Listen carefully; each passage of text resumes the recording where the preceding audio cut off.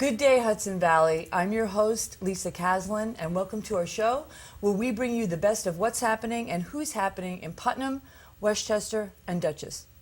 Today, we're continuing our four-part series with Putnam Family and Community Services. We're talking about the behavioral health of our community. And in our third installment, we're addressing the specific issues around children's mental health and well-being. We have a special guest with us today, Julie Doyle, who is an early recognition specialist. She runs a program for Putnam Family and Community Services called RISE, and we'll talk a little bit about that. But the first thing I'd like to talk to Julie about, and welcome. Thank you for coming. Thank you for having me. When you talk about the general mental well-being of children, young children, maybe 4 to 12, what does that really mean? What does it mean to have a well-adjusted child? So when we talk about children being well-adjusted in society, we really talk about children who can form attachment bonds to people and places. To be well-adjusted also means to have self-regulation skills, such as the ability to calm, to soothe oneself, the ability to take perspective of others. That's a lot of compassion and empathy.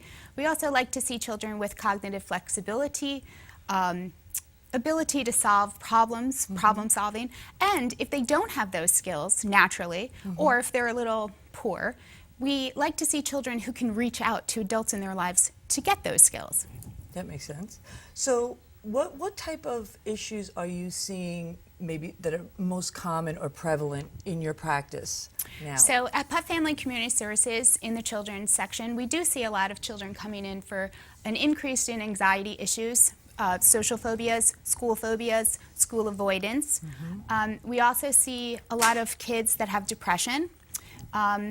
So, you know, a lot of things in society now is contributing to those things. Those are the big two, I'd say, that we're seeing children come in for. I mean, bullying has been all over the radar for the past few years, actually. And I just wondered, is bullying one of the things that you're hearing may be a significant contributor to these kids? Sure. So bullying's always been there, and bullying's not going away, sadly. So we do have a program that sends our education prevention team out to the schools, to a lot of the schools in the area, and they work on bullying prevention, and that's a great program that we offer. However, we are still seeing bullying, so that's the sad reality of our world.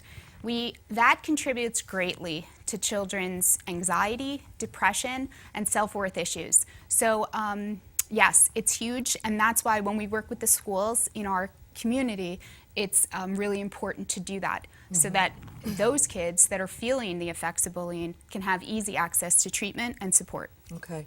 Now, if your child is being bullied or may be suffering from anxiety or depression, sometimes I know kids, you know, themselves feel shame. They don't even want to admit that they're being bullied, you know? Right. And they may not even feel comfortable telling their parents.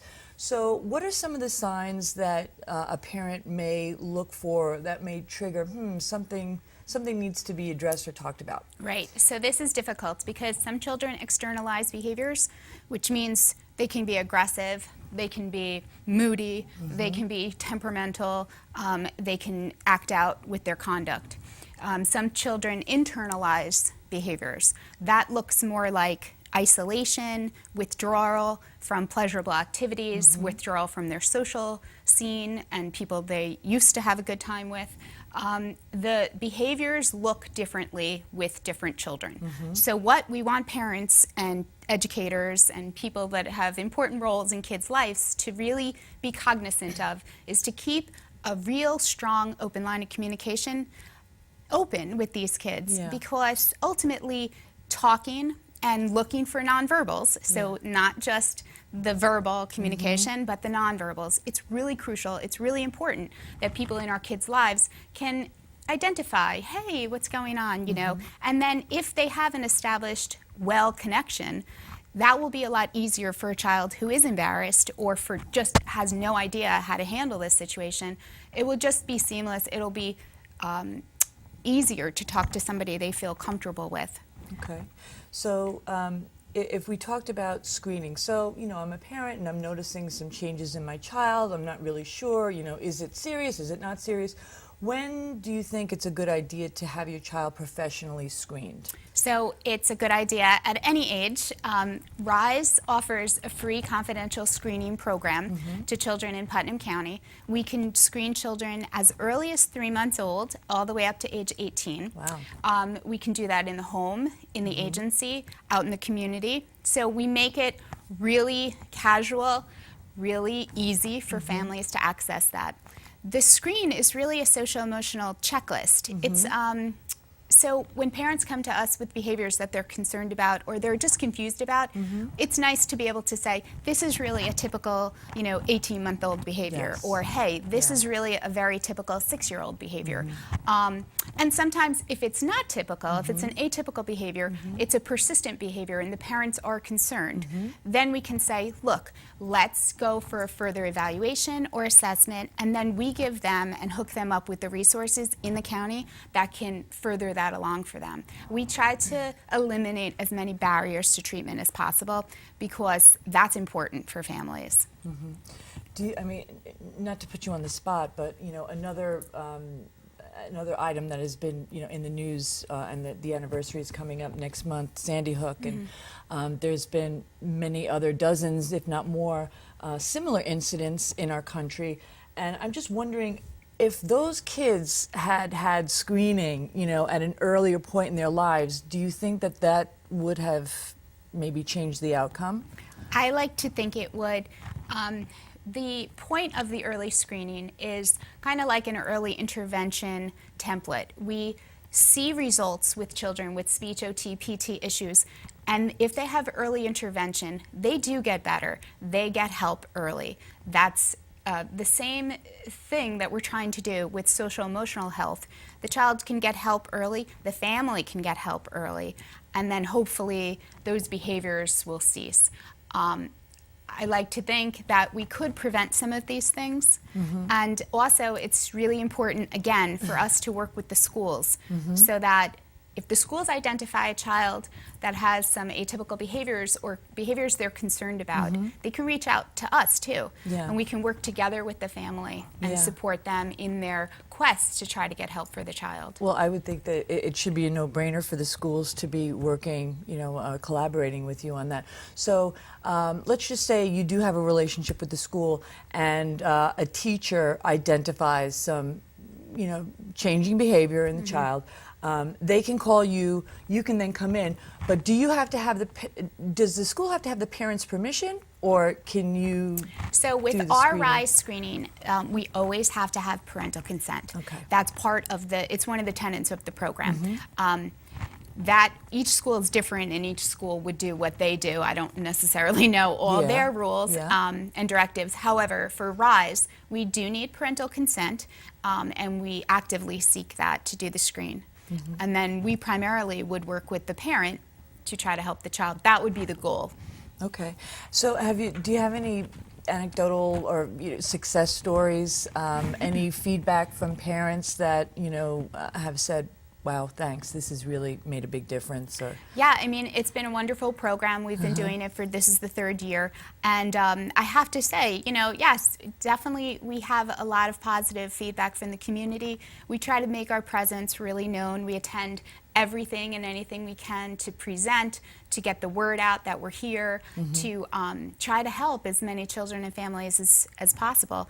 And we work really well with most child serving agencies in the county. In fact, we have great relationships with a lot of them, if not all of them. And so it's nice because the county's small enough that, you can just pick up the phone and say, hey, we have a family that's really interested. It makes it nice, and it makes it more personable for the family to know that we know each other, we're working hard for their behalf, on their behalf, and for their benefit. And you're doing something like 1,000 of these screenings a year just in Putnam, right? Correct. That's a huge number. Yeah. And you're doing a lot of them in the libraries. So if folks were maybe interested in kind of casually checking you out, they can maybe contact their local libraries, right? And it'll probably be listed on the calendar. And I think at some point, Putnam Family is going to be listing that information on the calendar as well. I wanted to ask you about the parents. So if I'm a parent and I have a child, maybe that is suffering from, something a little bit more severe, how do we help these parents cope? How does Putnam Family help the parents cope? So in addition to RISE, we have a wide array of programs, and one of the most, fabulous programs we have that supports families is called Family Support and Advocacy. This program is run by professionals who have experienced similar issues to the families that they're serving. So it's real personable. It speaks to their heart, really. And so that's an informal program in the sense that you don't need a formal referral to come in. You can simply make a phone call. Like with RISE, they'll meet you anywhere in the community. They'll meet you at McDonald's, they'll meet you at the library, they'll go out to your home, or you can come to us. And what they do is they run a few programs throughout the year, one being Family Connections, which you don't have to register for. It's a drop-in, free child care. It's it's the first and third Thursday of every month. There's also a parenting group, and that's it's time limited, so it's 6 weeks. They do register for that, free child care, and it's really a skill building parenting group. And then, we have family empowerment, we have children's coordinated services, we have lots of programs that speak to the parents' needs and can support them while they are going through this journey with their child. Yeah, I think that's really valuable because, a lot of times I think, many of these conditions are exacerbated if the parent is stressed out, right? Oh, completely. Yeah. So having that support for the parents as well as the kids, I think, is really, really critical. And I think you guys are doing a great job with that. Thank you. So I think Putnam Family and Community Services is very well known in the county for delivering really solid mental health, chemical dependency treatments. And under the third pillar of the organization is sort of where you fall under, and it's the community-based services. Aside from what you just talked about, is there any other services that the community should know about? Right. So once again, so it's RISE, Yeah. and that can go to the the little kids with the focus on the younger kids up to 18. Family Support and Advocacy. We have Family Empowerment Program, which does programming in the home. Children's Coordinated Services. We have in children's case management services, intensive case management services, and we also offer adult case management services. And those are all our community-based programs. That's great. So I want to make sure that we put up the graphic for more information. So you would be the contact person for RISE. So if Yes. anybody's interested in getting an early screening for their child, the number should be up on your screen. And then for family peer support and advocacy, they should contact Bonnie Soldano, right? Bonnie Saldano's Okay. the program coordinator for that, and her number should be up there Yeah. as well. And yeah, I mean, anybody really, if you call the agency, ask for one of us. If you can't remember one of us, just ask for Children's Services. We're all pretty knowledgeable as well as who to get the phone call to or not. And it's that casual that you can just call, ask us questions. You can email us if that's more comfortable for people. And everything is confidential. Everything's confidential, and we get back to you right away. That's great. And if anybody wants further information in general about the organization, you can always visit the website at pfcsinc.org. I think we're just about out of time, but thank you. This was wonderful, Julie. I Thank you. appreciate it. I hope you come back again. Thank you. I'd like that. Thanks. Bye. Thank you. Good day.